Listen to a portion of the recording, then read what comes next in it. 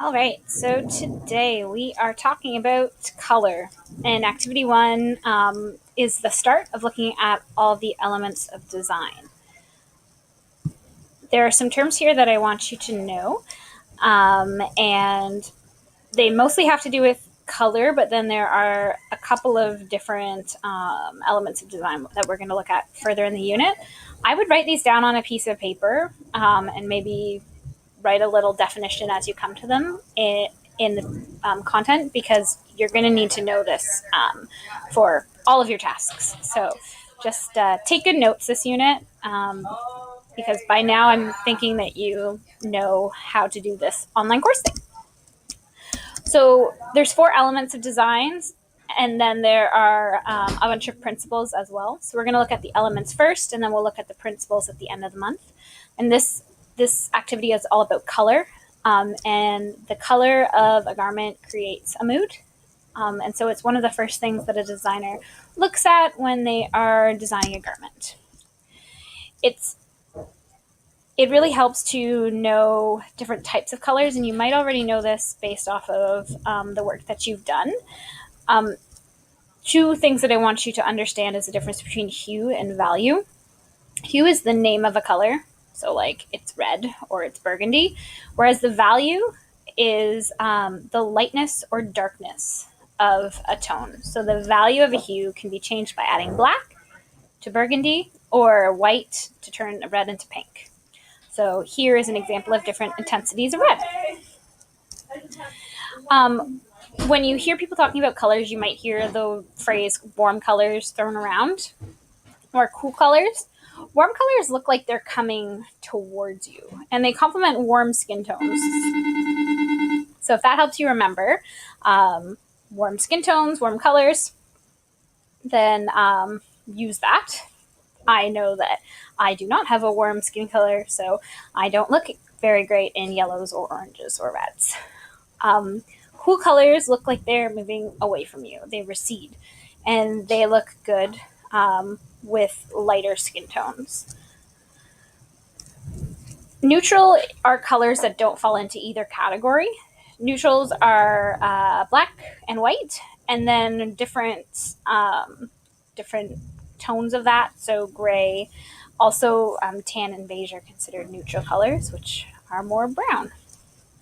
So moving on, one of the things that we use color for is to symbolize something.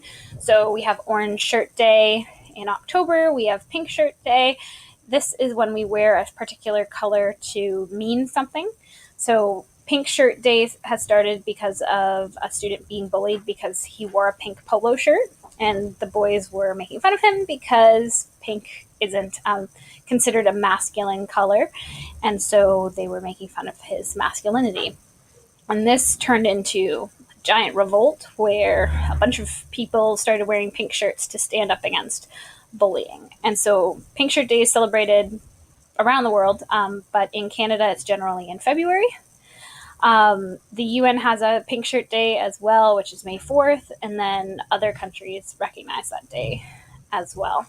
So Pink Shirt Day in Canada is different than the rest of the world because Pink Shirt Day was started in Canada. If you want to watch the video about Pink Shirt Day, you can watch it here.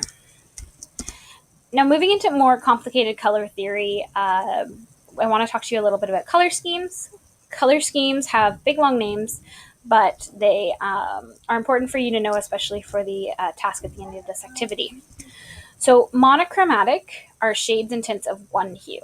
So let's say black and then gray is monochromatic. An accented neutral is when you have a neutral and you accent it with any other color. So you have like black, a black outfit with a yellow bag. So that would be an accented neutral. Complementary colors are 2 opposite colors on the color wheel. We're going to look at the color wheel in a minute. And triadic is when it's kind of complementary, but we're talking about 3 colors being spaced opposite of each other on the color wheel. Analogous is when colors are side by side. And so when you blend them, they create a particular look. So red and yellow is beside each other on the color wheel, but when you blend them together, you get orange.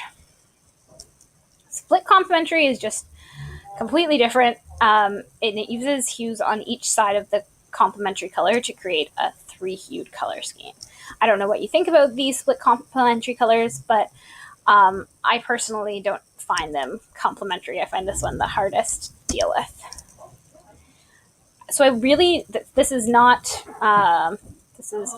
optional. I want you to click on the links here for the color show, and then I want you to watch this video on the color wheel, and it really helps make you understand the difference between complementary, split complementary, and triadic, which is important.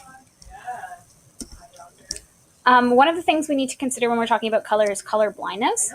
Some color blindness means you can't see color at all. And then other levels of color blindness means you see color in different ways. So there's red-green color blindness, and this is the most common. It means that they mix up all the colors that have some red or green as part of the whole color. So, for example, a red-green colorblind person might confuse a blue and a purple because they can't see the red part of purple that makes purple purple. They see blue and purple as the same because they can't see the red.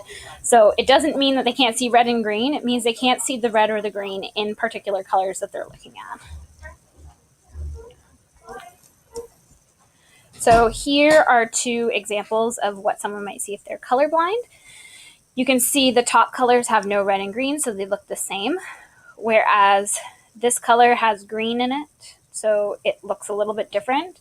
But the color that has red in it looks the same. And the color that's purple looks more blue because it's like blue minus red. Purple is blue minus red, blue plus red. It's complicated and there's different levels, so it doesn't really, it's different for each person, but I wanted to just show you that. The last thing that I want you to look at are the croquis.